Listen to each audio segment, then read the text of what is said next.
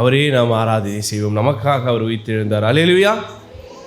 வாழ்க்கையில் இல்லை அப்படின்னா நம்ம என்ன பண்ணுவோம்? வருத்தப்படுவோமா? வருத்தப்பட மாட்டோமா?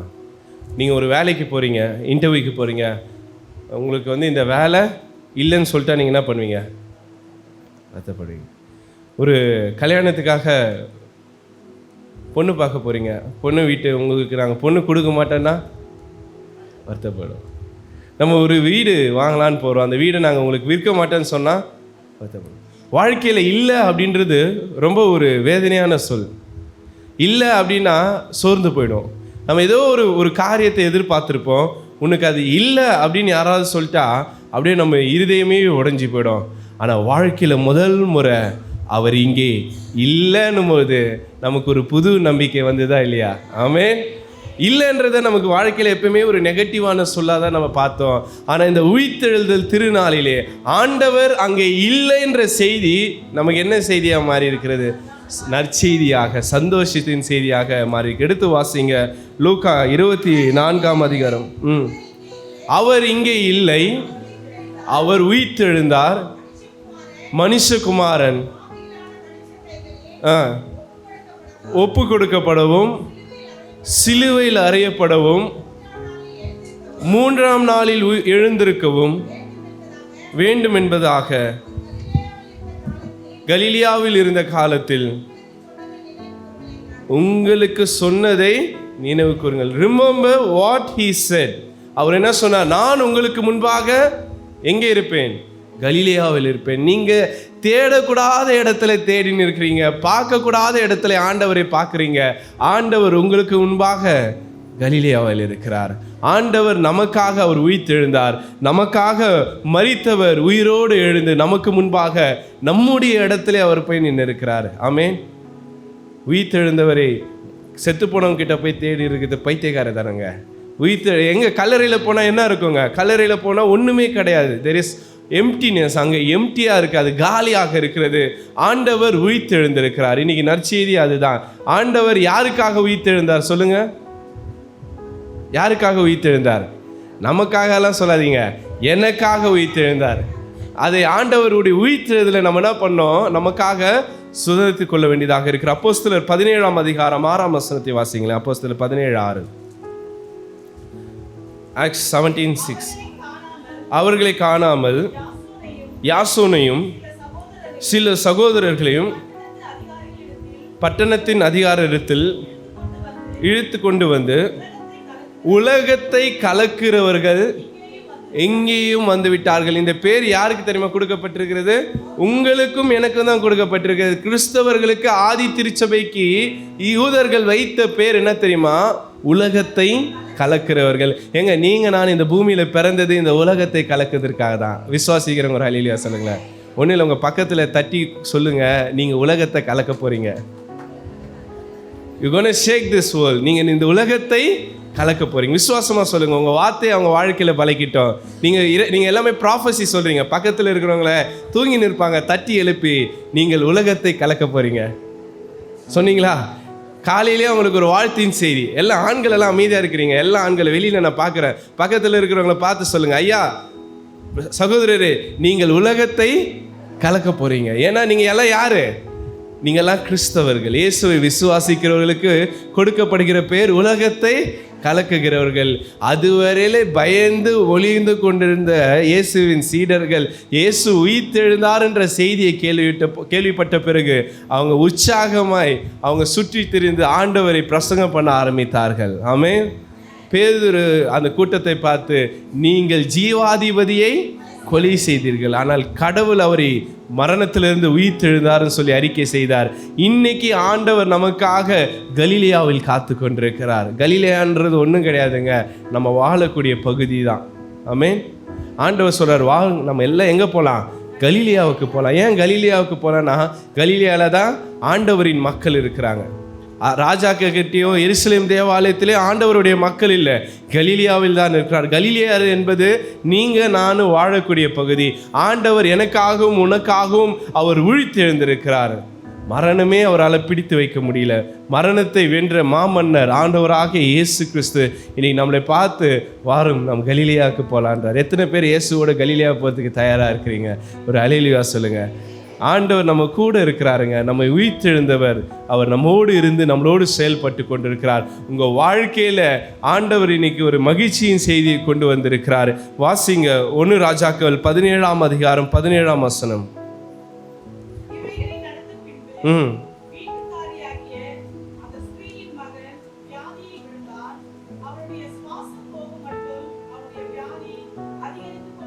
இங்க ஒரு மரணத்தை பார்க்கிறோங்க. யாருடைய மகன் இறந்து போகிறாரு? சாரிபாத்துடைய அந்த விதவையுடைய மகன். அந்த அம்மாவே வாழ்க்கையை கசந்து போய் சாகலான்ற ஒரு நிலைமையில இருந்த மகளை சும்மா இல்லாமல் எலியானா பண்ணாரு, ஒரு நம்பிக்கை கொடுத்தார். என்ன நம்பிக்கை கொடுத்தாரு? முதல்ல எண்ணெயும் மாவும் உன் வீட்டில் என்ன ஆகுது? குறையாது அப்படின்னு ஆண்டவர் ப்ரொவிஷனை கொடுக்கிறார். அவங்களுடைய தேவைகளை சந்திக்கிறார். அந்த அம்மா செத்து போகலான்னு நினச்சிருந்தவங்களே கர்த்தர் என்ன பண்ணுறார்? எலியாவை அனுப்பி வாழ வைக்க ஒரு நம்பிக்கையை கொடுத்தார்.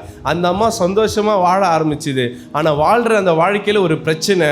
தன் நேசித்து தான் யாருக்காக வாழ்ந்து கொண்டிருந்தானோ அந்த மகனே என்ன ஆயிட்டாரு? செத்து போயிட்டார்.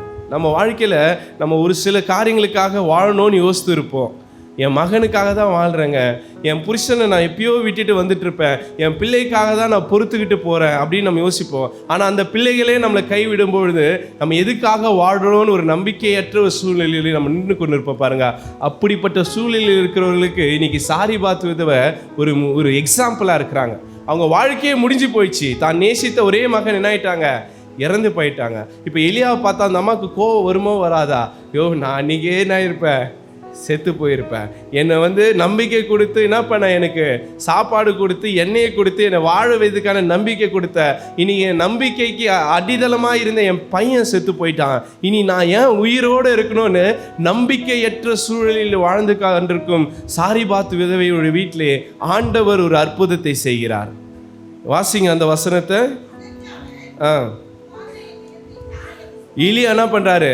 அம்மா உன் நம்பிக்கை இன்னைக்கு உடஞ்சி போயிடுச்சா? ஒருவேளை நீங்கள் இந்த வருஷம் ஆரம்பிக்கும் போது நல்ல கனவுகளோடு ஆரம்பித்திருப்பீங்க. ஆனால் சாரிபாத் விதவையுடைய நம்பிக்கை உடைந்தது போல் உங்கள் நம்பிக்கை உடைந்து போய் கையில் பிணமாக இருக்கிறதா? செத்து போனது போல் உங்கள் நம்பிக்கை கிடைக்கிறதா? உங்களுடைய ஊழியக்காரனிடத்தில் அந்த செத்து போனதை கொடுங்க. கர்த்தரிடத்திலே அந்த செத்து போனதை கொடுங்க. நீ வச்சுன்னு எழுதுன்னு இருக்காத. நீங்கள் உங்கள் வாழ்க்கையில் எதெல்லாம் செத்து போய் அதை தூக்கி வச்சுன்னு இருக்கிறீங்கன்னு பாருங்கள். உங்கள் நம்பிக்கையற்ற சூழலை எதை பிடித்து கொண்டிருக்கிறீர்களோ அதை எடுத்து கடவுள்கிட்ட கொடுங்க. எலியாவிடத்தில் அந்த அம்மா என்ன பண்ணுறாங்க? அந்த செத்து போன மகனை, அந்த பிணத்தை என்ன பண்ணுறாங்க? எலியாவிடத்தில் கொடுக்குறாங்க. எலியா என்ன பண்ணுறாரு பாருங்க, எடுத்து எலியா என்ன பண்ணுறாரு? மேல் வீட்டுக்கு அந்த பிணத்தை தூக்கிட்டு போயிட்டு வைத்து, என் தேவனாகிய கர்த்தாவே, நான் தங்கியிருக்க இடம் கொடுத்த இந்த விதவையின் மகனை சாக பண்ணினதினால் ஆண்டவரே அவளுக்கு துக்கத்தை என்ன பண்ணிருக்கிறீர்? வர வைத்திருக்கிறீர். அப்புறம் கூப்பிட்டு அந்த பிள்ளையின் மீது 3 தரம் குப்புற விழுந்து, என் தேவனாகிய கர்த்தாவே, இந்த பிள்ளையின் ஆத்துமா கர்த்தரை நோக்கி விண்ணப்பம் பண்ணினார். அடுத்தது எலியாவின் சத்தத்தை கேட்டு பிள்ளையின் ஆத்துமா திரும்பி வந்தது. இன்னைக்கு உங்கள் வாழ்க்கையில் நம்பிக்கையற்று ஒரு செத்த பிணத்தை உங்கள் கையில் வச்சுன்னு இருக்கிறீங்க பாருங்கள். நம்பிக்கையற்ற ஒரு சூழலில் வாழ்ந்துருக்கிறீங்க பாருங்கள். இந்த வாழ்க்கையை தூக்கி ஆண்டவர்கிட்ட கொடுங்க. ஆண்டவர் செத்து போனதை உயிரோடு எழுப்ப அவர் வல்லவராயிருக்கிறார். மரித்த லாசருவை உயிரோடு எழுப்பின ஆண்டவர் செத்து போன உங்கள் வாழ்க்கையை உயிரோடு எழுப்ப மாட்டாரா? நம்பிக்கை ஏற்று அடுத்த ஸ்டெப்பு எடுத்து வைக்க முடியாதபடிக்கு தடைப்பட்டிருக்கிற உங்கள் வாழ்க்கையை ஆண்டவர் மாற்ற வல்லவராயிருக்கிறார். இன்னைக்கு முதல் செய்தியே அதுதாங்க. உயிர்த்தெழுதல் என்பது நம்பிக்கையற்ற மக்களுக்கு நம்பிக்கை கொடுக்கின்ற செய்தியாக இருக்கிறது. இயேசு கண்டி உயிர்த்தெழுதல் வைங்களேன், இன்னைக்கு கிறிஸ்தவமே கிடையாதுங்க, கிறிஸ்தவர்களே கிடையாதுங்க. ஆமென். அப்போ இயேசு உயிர்த்தெழுந்ததுனால நம்ம எல்லாருக்கும் அந்த நம்பிக்கை இருக்கிறது. இன்னைக்கு என் வாழ்க்கையே முடிஞ்சு போச்சு, செத்து போச்சுன்னு நீங்கள் நம்பியிருப்பீங்கன்னா அந்த வாழ்க்கையை ஆண்டவர்கிட்ட கொடுத்து பாருங்க. அவர் மரித்த லாசருவை உயிரோடு எழுப்பினவர், சாரிபாத்தின் விதவையுடைய மகனை உயிரோடு எழுப்பின தேவன் உங்கள் வாழ்க்கையை அவர் உயிர்ப்பிக்க வல்லவராக இருக்கிறார். விசுவாசிக்கிறவங்க ஹல்லேலூயா சொல்லுங்களேன். அடுத்ததாக 2வது குறிப்பு, இன்னைக்கு நம்ம வாசித்த நற்செய்தி பகுதிக்கு நேராக நாம் போகலாம். 24ஆம் அதிகாரம் முதல் வசனத்தை வாசிங்க. வாரத்தின் முதல் நாள் அதிகாரை. எதுங்க வாரத்தின் முதல் நாள்? ஞாயிற்றுக்கிழமைங்க. உயிர்த்தெழுதல் நாள் சனிக்கிழமை, ஓய்வு நாள் சனிக்கிழமை. வாரத்தின் முதல் நாள் ஞாயிற்றுக்கிழமை. வாரத்தின் கடைசி நாள் தான் உங்களுக்கு என்னது? ஆண்டவர் 6 நாள் வேலை செய்து 7வது நாள் ஓய்ந்திருந்ததுனால 7வது நாள் தான் அவங்களுக்கு ஓய்வு நாள். வாரத்தின் 7வது நாள் ஓய்வு நாள் அவங்களுக்கு சனிக்கிழமை. வாரத்தின் முதல் நாள் ஞாயிறு. அப்போது இன்னைக்கு கிறிஸ்தவர்களுக்கு ஓய்வு நாள் ஞாயிற்றுக்கிழமை, யூதர்களுக்கு சனிக்கிழமை. அதை புரிஞ்சு வைத்துக்கணும். அப்போ வாரத்தின் முதல் நாள்னா இதே ஞாயிற்றுக்கிழமையில் அதிகாலை வேளையில் வாசிங்க. தங்கள் ஆயத்தம் பண்ணின யார் எடுத்துகிட்டு போகிறா? ஸ்திரீகள் என்ன எடுத்துகிட்டு போகிறாங்க? அப்படின்னு அர்த்தம், பிணத்தை பதப்படுத்தக்கூடிய எம்பாமிங் சொல்லுவாங்க. ஒரு பிணத்தை அழுவாதபடிக்கு பாதுகாக்கக்கூடிய அந்த தைலங்களை அந்த அம்மாங்க என்ன பண்ணுறாங்க? கொண்டு போகிறாங்க. ஏன்னா அவங்களுக்கு என்ன இல்லை? நம்பிக்கை இல்லை. நிறைய நேரத்தில் இயேசு கூட இருக்கிறவங்களுக்கே இயேசு மீது நம்பிக்கை இல்லை. நம்மளும் ஆண்டவரை விசுவாசிக்கிறோம், பைபிள் படிக்கிறோம், ஜெபம் பண்ணுறோம். ஆனால் ஆண்டவர் என் வாழ்க்கையை மாற்றுவார்ன்ற நம்பிக்கை இல்லாமல் அதை கடமைக்கு நம்ம பண்ணிட்டு இருக்கிறோம். இந்த அம்மாங்க ஆண்டவரை உண்மையாக விசுவாசித்திருந்தா அவங்க செத்து போன பணத்துக்கு என்ன பண்ணியிருக்க மாட்டாங்க? தைலம் பூச கொண்டு வந்திருக்க மாட்டாங்க. இயேசுவை வரவேற்பதற்காக எங்கே போய் நின்றுருப்பாங்க? கலிலேயாவில் போய் நின்று ஆண்டவருக்கு மீன் வறுத்து வைத்திருப்பார்கள். என்னங்கய்யா, ஏன் மீன் வறுத்து வைத்திருப்பாங்கன்னு கேட்டிங்கன்னா, இயேசு உயிர்த்தெழுத உடனே முதல்ல செஞ்ச வேலை என்ன தெரியுமா? மீனை தான் ஃப்ரை பண்ணிருக்கிறாரு. யாருக்கு? பேதுருக்கு. யோவானில் பார்த்தீங்கன்னா பேதுரு என்ன பண்ண ஆரம்பிச்சிட்டாரு? மீன் பிடிக்க ஆரம்பிச்சிட்டார். போடா, அந்த ஆள் செத்து போயிட்டாரு, அந்த ஆள் உயிரோடு வரமாட்டான், இனி நமக்கு சோத்துக்கு ஒன்றும் கிடையாது. அந்த ஆள் கூட இருக்கும்போது என்ன பண்ணியிருந்தோம்? 3 வேளை சாப்பாடு சாப்பிட்டுருந்தோம். 5 அப்பம் 2 மீனை எல்லாருக்கும் திருப்தியாக கொடுத்துன்னு இருந்தார். இப்போ சாப்பாட்டு கஷ்டம், என்ன பண்ணலாம்? பழையபடி மீன் பிடிக்கலாம். மீன் பிடிக்கிறார், மீன் கிடைக்கல. அப்போ அந்த படகுல ஒருத்தருக்கிறார். அவர் என்ன சொல்கிறாரு? வலையை ஆழத்தில் போடுன்றாரு. அப்போ போடும்போது மீன் கிடைக்குது. எத்தனை மீன் தெரியுமா? 153 மீன் கிடைக்குது. ஆண்டவர் என்ன பண்ணுறாரு? இதை பார்த்த உடனே பேதுருக்கு தெரிஞ்சிச்சு, வந்திருக்கிறது யார்? இயேசு ஆண்டவர். செத்து போனவர் உயிரோடு உக்காந்துருக்கிறாரு. நம்மால் பயந்து என்ன பண்ணிட்டாரு? கடலில் குதிச்சிட்டாரு. குதிச்சுட்டு அவர் ஆடை இல்லாமல் ட்ரெஸ் இல்லாமல் உட்காந்து இருக்குது. அப்போ தான் அவர் ஃபீல் பண்ணுறாரு. எப்போ? இயேசுவை உணர்ந்த பிறகு தான். நாம் பாவிகள் என்று எப்போ உணர முடியும் தெரியுமா? இயேசு நம்முடைய வாழ்க்கையில் வந்தால் மட்டும்தான். உடனே பேதுரு ஆண்டவர் சொல்கிறாரு, அக்கறைக்கு வாப்பான்றாரு. எங்கே வர சொல்கிறாரு? அக்கறைக்கு வா. நீ வாழ்க்கையில் நீச்சல் அடிச்சுன்னு இருக்காத, கடலில் என்ன பண்ணியிருக்காத, பயந்து கடலில் என்ன பண்ணியிருக்காத, அமிழ்ந்து போகாத, எங்கே வா, கரைக்கு வான்றாரு. பேதுரு கரைக்கு போய் பார்த்து ஆண்டவர் நல்ல மீனை டீப் ஃப்ரை பண்ணி வச்சிருக்கிறாரு. யாருக்கு? பேதுருக்கு. ஏன் தெரியுங்களா? பேதுரு சாப்பிட்ருக்க மாட்டார். ஆண்டவரை மறுதளிச்சிட்டோமே, ஆண்டவரை விட்டு ஓடி வந்துட்டோமே, என்ன பண்ணுவார்? துக்கத்தில் உட்காந்துருக்கிறாரு. அப்போ கூட ஆண்டவர் தன்னை விட்டு போன பேதுரு மீது அவ்வளோ கரிசனை கொண்டு அவருக்கு உணவு எடுத்து கொடுத்து சாப்பிடுன்றார். பேதுரு என்ன பண்ணுறாரு? அதை சாப்பிடுகிறார். அப்போ தான் பேதுரை பார்த்து ஆண்டவர் கேட்குறாரு, நீ என்னை நேசிக்கிற? அப்போ தான் ஆண்டவர் சொல்கிறாரு. பேதுரு 3 தடவை கேட்கும்போது பேதுரு ரொம்ப மன வருத்தமாயிது. ஆண்டவரே, நான் உண்மை நேசிக்கிறேன்னு உண்மைக்கே தெரியும், ஏதோ தவறு பண்ணிட்ட சாமியை என்னை மன்னிச்சிருன்னு கேட்கும்போது ஆண்டவர் சொல்கிறாரு, என் ஆடுகளை மேய்ப்பாயாக. அது மட்டும் இல்லை, ஒன்று சொல்கிறாரு, நீ கேபாய், உன் மீது என் சபையை கட்டுவேன். இன்றைக்கும் நீங்கள் வாட்டிக்கன் திருச்சபையில் ரோமுக்கு போய் பார்த்தீங்கன்னா போப் இருக்கிறார் பாருங்க. அந்த சர்ச்சுக்கு பேர் சென்ட் பீட்டர்ஸ் பசிலிக்கான்வாங்க, பேதுருவின் திருக்கோயில்வாங்க. ஏன் அதுக்கு பேதுருவின் திருக்கோயில்னா, அந்த சபைக்கு கீழே யாருடைய எலும்பு இருக்குது தெரியுங்களா? பேதுருடைய எலும்பு இருக்கிறது. அந்த சபையில் தான் ஆண்டவராகிய இயேசு கிறிஸ்துவுடைய வாழ்க்கை வரலாறு, மத்தேயு, மார்க்கு, லூக்கா, யோவான், இதெல்லாமே எழுதப்பட்ட ஒரிஜினல் ஸ்க்ரோல் அதில் வைத்திருக்கிறார்கள்.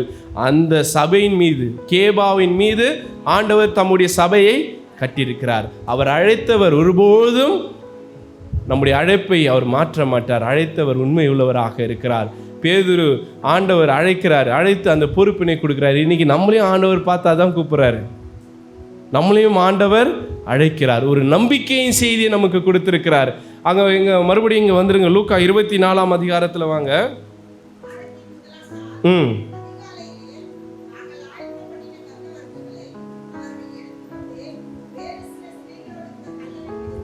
பெண்கள் எல்லாம் கல்லறைக்கு போகிறாங்க. இப்போ எங்கள் வாழ்க்கையில் ஒரு பெரிய சேலஞ்ச் இருக்குது. இப்போ என்ன பண்ணி ஆகணும்? அவங்க இயேசுடைய சரீரத்தை போய் மீட் பண்ணோம். ஆனால் சரீரத்துக்கு நடுவில் என்ன இருக்கு?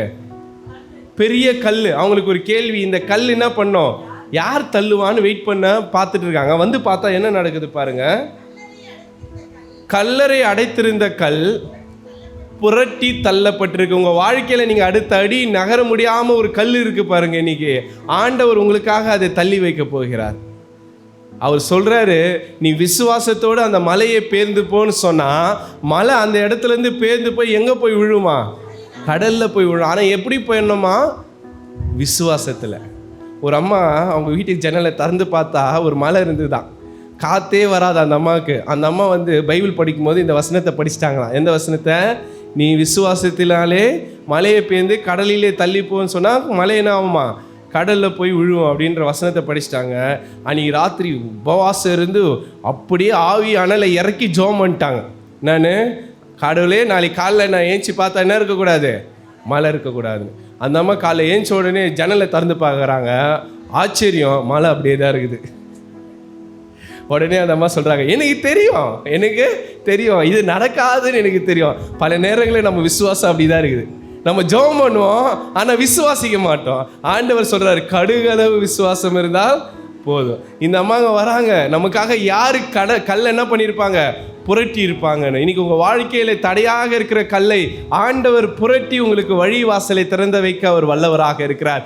நீங்கள் போகிறதுக்கு முன்னாடி நீங்கள் ஒரு இன்டர்வியூக்கு போகிறீங்க, ஒரு கல்யாண வேலைக்காக போகிறீங்க, ஒரு வீடு கட்டுவதற்கு லோன் வாங்க போகிறீங்க, இல்லை ஏதோ ஒரு தேவைக்காக போகிறீங்கன்னா உயிர்த்தெழுந்த ஆண்டவர் உங்களுக்கு முன்னாடி அதை அவர் செயல்படுத்த வல்லவராக இருக்கிறார். தொடர்ந்து வாசிங்க. உள்ளே பிரவேசித்து சரீரத்தை காணாமல். இன்னைக்கு உங்கள் வாழ்க்கையில் எதெல்லாம் சரீரமாக செத்து போய் நாரி போய் உங்கள் வாழ்க்கையை உங்களை இழுத்து வைத்திருக்கிற பாவங்களை இனி நீங்கள் பார்க்க போகிறது கிடையாது. ஆண்டவர் எல்லாத்தையும் என்ன பண்ணிட்டாரு? சிலுவையில் அவர் எல்லாவற்றையும் அவர் அதை காலி பண்ணிட்டாருங்க. அவ்வளோதாங்க. அதான் ரொம்ப முக்கியமான விஷயம். அந்த சிலுவையின் ரத்தம் என் வாழ்க்கையில் இருக்கிற எல்லா பாடுகளையும் உபத்திரங்களையும் அது மீட்டு கொண்டிருந்தேனே. ஏன்னா ஆண்டவர் சொல்லியிருக்கா, என் தழும்புகளாலே குணமாவீர்கள். அவருடைய ரத்தம் சகல பாவங்களிலிருந்து நம்மை சுத்திகரிக்கும். அப்போது இங்கே போய் பார்க்குறாங்க, அதுவரையிலே அவர்கள் எதிர்பார்த்திருந்த அந்த சரீரம் அங்கே இல்லை. அங்கே இருந்தது என்னது? எம்டினஸ். இல்லைன்றது தான் இன்னைக்கு செய்தியே. என்னதான் செய்தி? இல்லை. யார் இல்லை? பணம் இல்லை. என்ன இருக்கு? உயிர் இருக்கு. உங்கள் வாழ்க்கையில் இல்லைன்றது இல்லை, ஆண்டவர் இருக்கிறார். ஆமே. அந்த ஒரு செய்தியோடு நம்ம இன்னைக்கு இங்கே கடந்து போகிறோம். தொடர்ந்து வாசிங்க 5ஆம் வசனம்.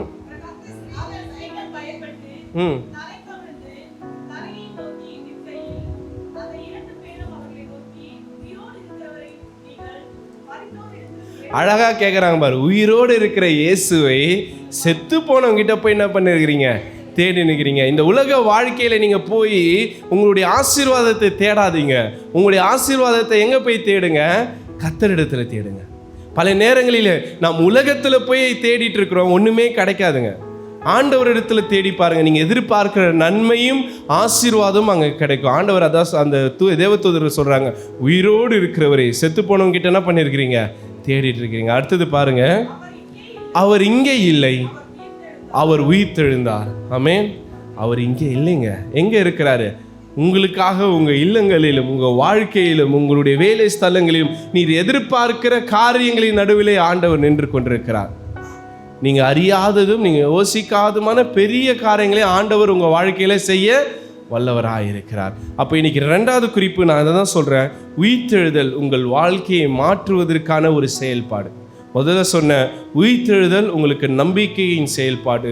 ரெண்டாவது குறிப்பு, உயிர்த்தெழுதல் உங்கள் வாழ்க்கையை மாற்றக்கூடிய செயல்பாடு. மூன்றாவது, உயிர்த்தெழுதல் உங்களுக்கு வாழ்க்கையில் இருக்கிற பயத்தை நீங்கக்கூடிய ஒரு செயல்பாடு. Resurrection overcomes fear in your life. எடுத்து வாசிங்க 1 கொரிந்தியர் 15ஆம் அதிகாரம் 42ஆம் வசனம்.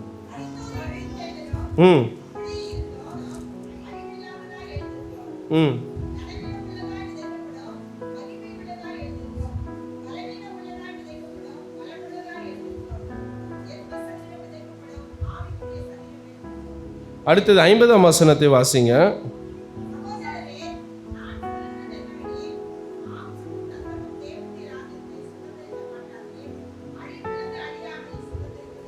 இப்ப 54க்கு வாங்க.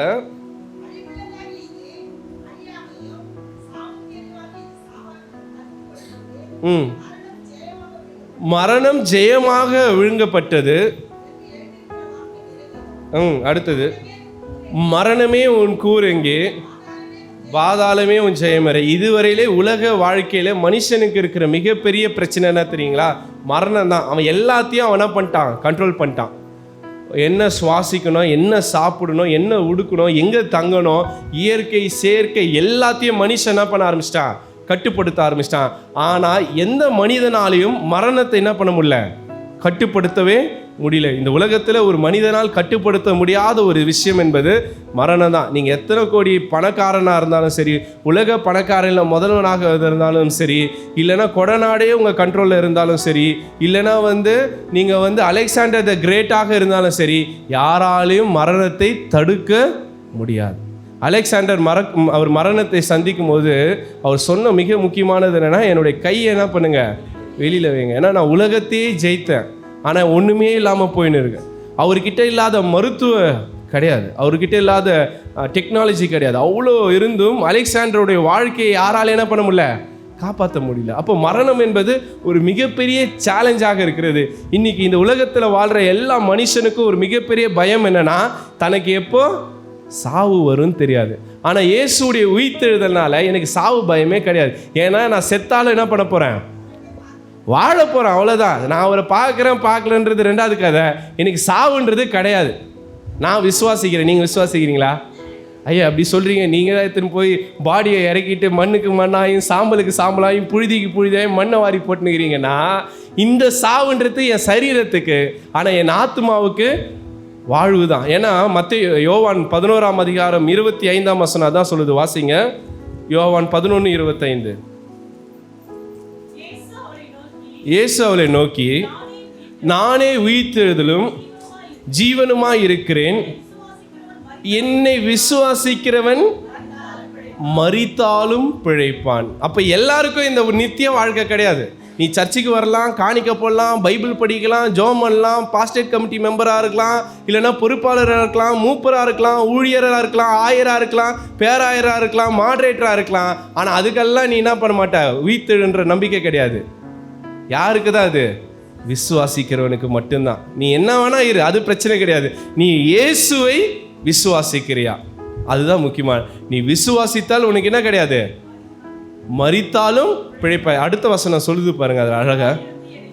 உயிரோடு இருந்து என்னை விசுவாசிக்கிறவன் எவனும் என்றென்றைக்கும் மரியாமல்லாம் சாக மாட்டாங்க. அதாவது சாவாமை எனக்கு இருக்கிறது, நான் விசுவாசிக்கிறேன். என் சரீரத்துக்கு மரணம் உண்டு, ஆனால் என் ஆத்மாவுக்கு என்ன கிடையாது? மரணம் கிடையாது. நான் எத்தனை கோடி ஆண்டுனாலும் நான் வாழ்வேன். ஏன்னா நான் யாரை விசுவாசிக்கிறேன்?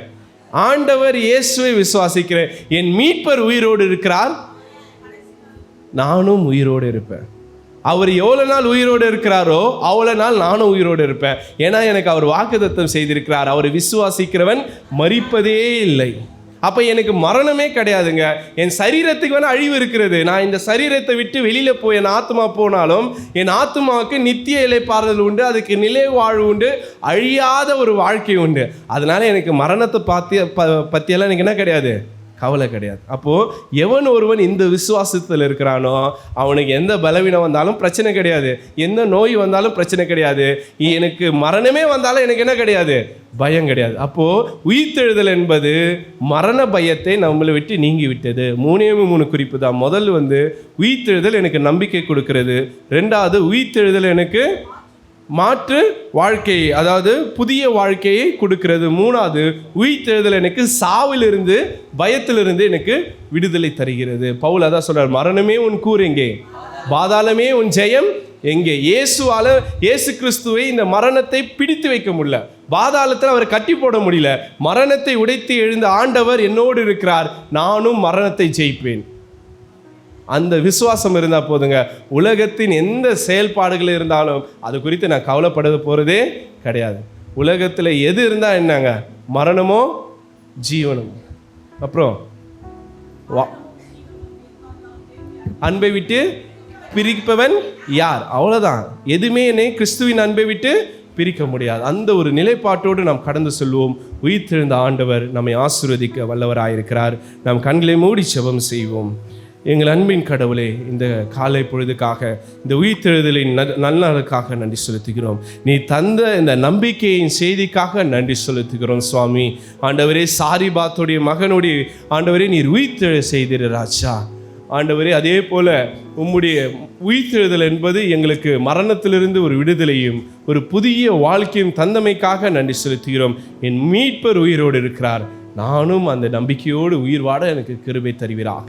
இந்த நாளிலே நம்பிக்கையற்று வாழ்கின்ற மக்களுக்கு நீ தந்திருக்கிற இந்த நற்செய்திக்காக நன்றி செலுத்துகிறோம்.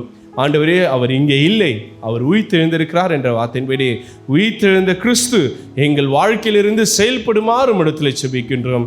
இந்த வார்த்தை இந்த திருச்சபையில் இருக்கிற ஒவ்வொருவருக்கும் ஆசீர்வாதமாய் இருக்க கிருபை தாரும். இயேசுவின் நாமத்தில் செபிக்கிறோம் எங்கள் நல்ல கடவுளே, ஆமென்.